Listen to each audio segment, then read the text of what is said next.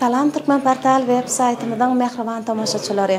Berkarar döwletiň täze eýýamynyň galkynçy döwründe halkara parahatçylyk we ynançmak ýylyna hormatly prezidentimiziň alyp barýan adyl siýasatynyň netijesinde bu ýurdumyzda ilim bilim budagyny ösdürmek, şeýle-de ilimli bilimli talip ýaşlar terbiýelep ýetişdirmek, taliplarda ilme bilme bolan howwat hatda artdyrmak, şeýle hem dehinli ýaşlary ýüze çykarmak maksady bilen Türkmen Döwlet Binagarlyk we Gurulşyk Institutyna materiallaryň garşylygy dersi boýunça 4-nji açyk halkara internet olimpiadasy geçirilýär.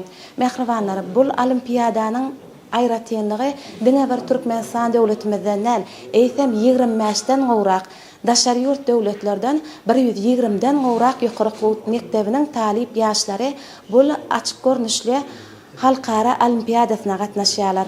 Mehribanlar, bizden bu ýerde bolup bir näçe söhbetli görnüşleri size ýetirýär. Bizden daşlaşmaň, Türkmen portal bilen galyň.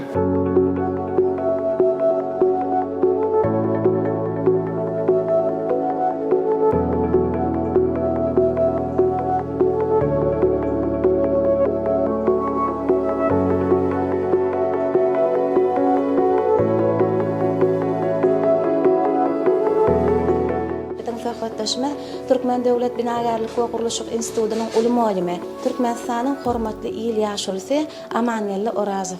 Amanyelli muallim bugünkü geçirilýän açyk internet olimpiadasyna siz eminagda bolup gatnaşýan ekeniňiz. Şol halkara olimpiadaga geçişi dogrusyna ýerleşlerimize görüň berseňiz. Awalym, bugün garaşsyz baky bir tarap Türkmenistan dünýäniň bilim jemgyýetçiliginiň, ilim jemgyýetçiliginiň ünsüri özüne çekdi.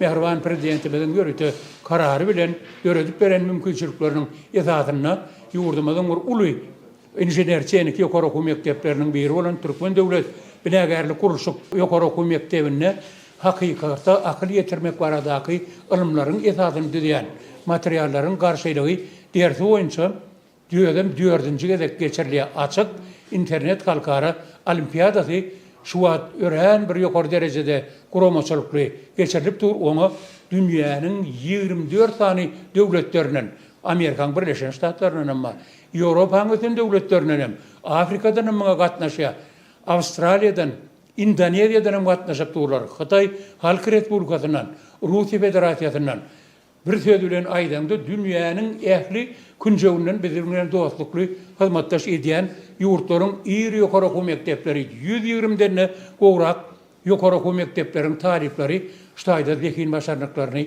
görkezmäge mümkinçilik boldy. Bize ştaýda bir işlerimizi açyk internet olimpiadasyny ýokary derejede geçirmäge bize mehriban prezidentimiz mümkinçilik döredip berdi. Gahrman arkadaşymyz bize öwretdi. Şurýaly 2017-nji ýylyň 15-nji sentýabryny bolşekdi. Ýurdumyzda sanly bilim konsepsiýasyny amala aşyrman konsepsiýasy ören öňden bilen işlenip düzülip durýar. Bugün biz oň hödýerini görýär. Bir dogrudan bizim bir tarap döwlet bolup bir halkara hyzmatdaşlygyny, hud bilimiň üstü bilen, ilimiň üstü bilen ýaşlarymyzyň dünýäniň bilimine, ilimine goşulmagyny döredilýän ören ullakan mümkinçilik ödem ýokary derejede guramaçylykly bizine bir näçe wagt bäri taýýarlyk görüp berdik. Ilkinjiň birinji tapyry geçirilýär. Fakultetleriň arasyna ýaşlar taýlanyp alýar, ekinde ýaşlar soňundan ýürüte topar döredilip ýürüte bir halife muallim bellenip topar taýlanýar. Ýylyň dowamynda bir ekinde ýaşlar şu urda meseleleri çözmek, şoň uruna bir nazary bilimlerini ştaýda dünýä derejesinde görkezmäge ullakan mümkinçilik bar. Elbetde bir diňe bir biziň ýokary okuw mektebimizde däne şu ýylyň özünde de 28 fevralda Türkmenistanyň Daşary işler ministrliginiň halkara gatnaşyklar institutyna dil hoşniýetli gatnaşyklaryň mühim feriştesi atly halkara okuw usuly maslahatym geçirildi. Şonuň bilen birlikde de Mardaky Türkmenistanyň Döwlet Energetika Institutyna ýene bir hakykata akyl ýetirmek baradaky ilimlaryň bir edenini düzýän nazary mehanika boýunça da 4-nji açyk internet olimpiadasy geçirilýäne bugün bolsa biziň ýokary okuw mektebimizde 4-nji gezek ýaňam belledik.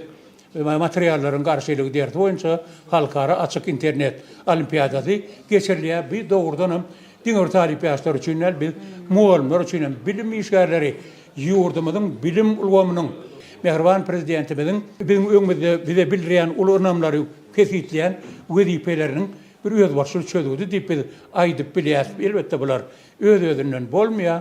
Türkmen halkynyň milli lideri Kahraman Arkadağymyzyň ýola goýan beýik işleri bugün Mehriban prezidentimiz Arkadagy Kahraman Serdarymyzyň döredip berýän mümkinçilikleri biz bu ýa şular ýaly kulu mümkinçilikleri ýaşlarymyz üçin olaryň iň gowy bilimler almaklary, gowy hünärmenleri bolmagy, ýolar ýurdun geljegi, milletiň geljegi şoňa döredip berýän mümkinçilik üçin Mehriban prezidentimiz Arkadagy Kahraman Serdarymyzy hem Türkmen halkynyň milli lideri Kahraman Arkadağymyzy biz özümiziň egsilmez alkışlarymyzy köp-köp sawaltlarymyzy aýdýar.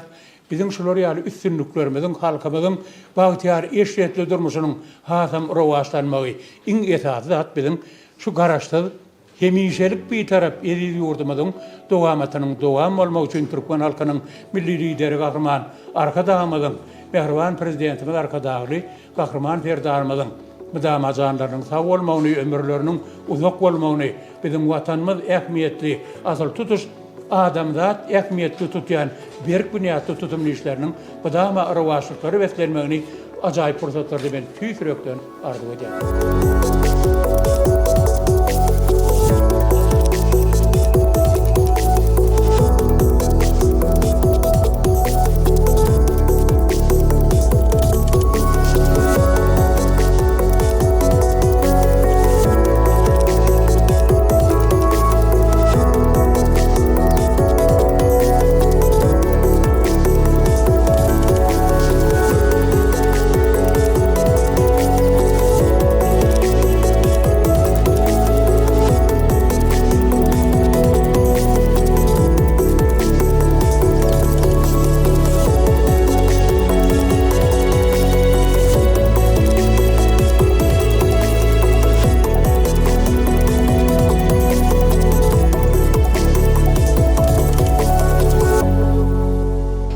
Söhbetdeşimiz Türkmen Döwlet Binagarlyk we Gurulşyk Institutynyň uly muallimi Çarmyrat Taganow.